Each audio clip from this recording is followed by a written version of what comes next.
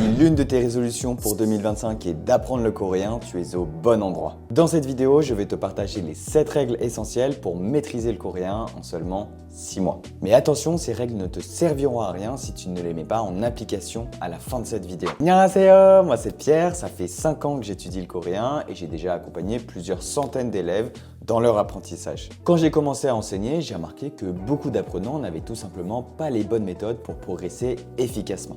C'est pourquoi j'ai décidé de faire cette vidéo et de partager les 7 règles qui m'ont permis de progresser efficacement et qui ont aidé mes élèves à atteindre leurs objectifs. Peu importe ton niveau, que tu sois totalement débutant ou que tu aies déjà un petit peu commencé à apprendre la langue, je te garantis que ces conseils vont t'aider. La première règle est de pratiquer au moins 15 minutes par jour régulièrement. L'apprentissage du coréen est un marathon, pas un sprint. Consacre chaque jour 15 minutes au coréen pour avoir une habitude solide et trouve-toi un créneau qui est régulier dans ta journée. Ça peut être le matin avant d'aller au travail, le midi pendant ta pause déjeuner ou le soir avant de te coucher. L'important, c'est vraiment de respecter ce créneau, même si ta motivation est faible. Crois-moi, la régularité, c'est crucial. Une courte session quotidienne renforce bien mieux ta mémoire qu'une session de 2 heures tous les dimanches. La deuxième règle, c'est d'accepter de faire des erreurs. J'ai souvent des élèves qui me disent « Mais Pierre, j'ai peur de faire des erreurs ». Ce à quoi je leur réponds que les Coréens s'en fichent royalement si vous vous trompez. Au contraire, ils seront ravis que vous fassiez l'effort d'apprendre le coréen et vous corrigeront si besoin. Je dis souvent, mais l'important c'est vraiment de pouvoir se faire comprendre. Par contre, si à chaque difficulté vous switchez vers l'anglais ou alors vous sortez une application de traduction, ça va vraiment limiter votre apprentissage. La troisième règle est de t'entourer de passionnés tout comme toi. Apprendre seul, c'est comme essayer de jouer au tennis sans partenaire. C'est contre-productif, pas efficace et frustrant. Il n'y a rien de plus horrible que d'apprendre une langue seul, dans son coin, sans feedback et sans personne pour partager la même passion que toi. Aujourd'hui, grâce à Internet, on a la chance de pouvoir se connecter avec n'importe qui partage les mêmes passions que nous.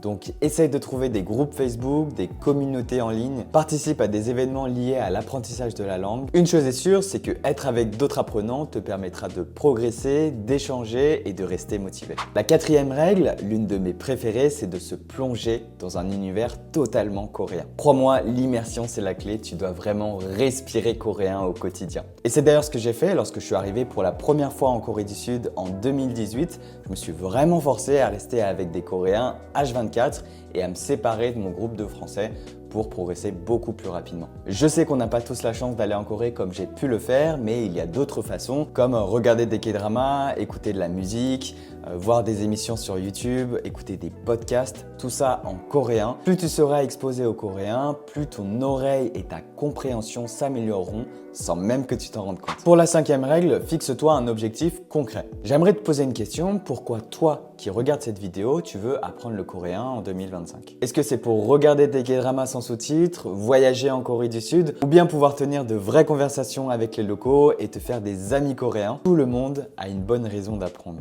Je t'invite vraiment à réfléchir à la tienne, de te fixer un objectif, de l'écrire même sur une feuille de papier ou bien en commentaire de cette vidéo. Prends vraiment le temps de faire ça, ça donnera une vision claire et te motivera même sur le long terme. D'ailleurs, l'année dernière, un de mes élèves a acheté un billet d'avion sans même savoir se présenter en coréen et au final, ça l'a extrêmement motivé et en quelques mois, il a pu faire d'énormes progrès. La sixième règle est de garder une attitude positive. Apprendre une langue, c'est vraiment comme un voyage. Il y a des hauts, il y a des bas. Le secret, c'est de vraiment rester enthousiaste et de célébrer tes petites victoires. Par exemple, tu as appris à compter en coréen jusqu'à 10, il faut vraiment que tu te félicites. Autre exemple, si tu as reconnu un mot dans une musique de K-pop, reconnais-le et sois-en fier. Chaque progrès, même minime, est une étape vers ton objectif. La septième règle, qui est un petit peu difficile à comprendre parfois, c'est d'accepter l'oubli. L'oubli est un phénomène totalement naturel expliqué par la courbe de l'oubli qui a été étudiée pour la première fois par le psychologue Hermann Ebbinghaus à la fin du 19e siècle. Cette courbe montre que sans révision, on oublie environ 70% de ce que l'on apprend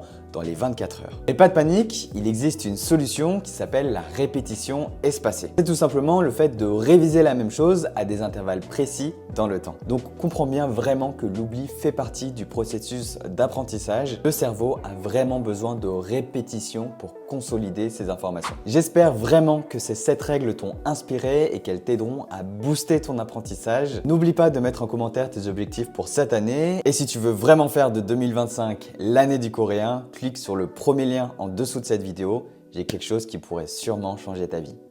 Annyeong!